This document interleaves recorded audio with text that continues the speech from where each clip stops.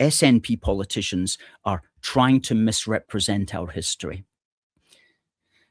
We can look at the question of welcoming a stranger within a secular context as well. For example, the SNP MSP for Stirling said in a pro-mass immigration video on X that, quote, some of the most ancient laws in Scotland are about welcoming people and looking after them. And he said that to encourage us to support, quote unquote, more people, not fewer, to come to Scotland from abroad.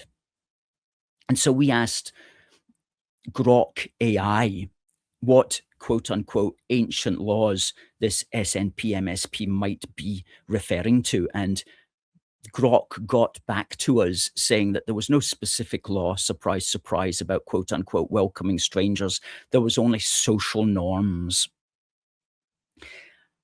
And very helpfully in that regard, it noted, quote, in modern political speech, especially by SNP figures discussing immigration, refugees, or New Scots, this is frequently invoked to frame Scotland as historically and culturally open and welcoming.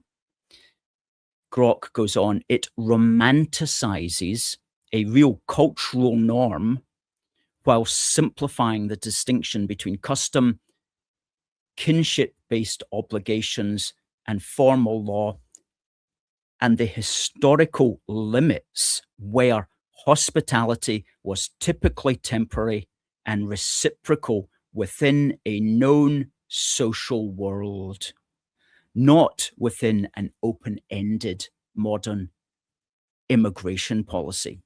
And I thought that was extremely well put, even for a machine.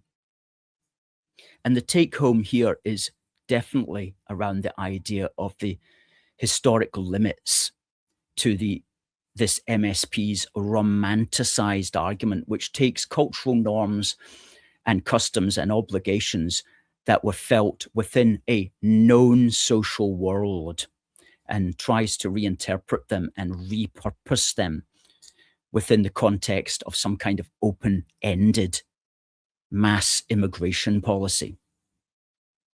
And it is the case that mass immigration and mass asylum are policies which are rapidly creating an unknown social world, indeed an unknown alien world, which has no obvious end or conclusion and is thereby causing anxiety for the future.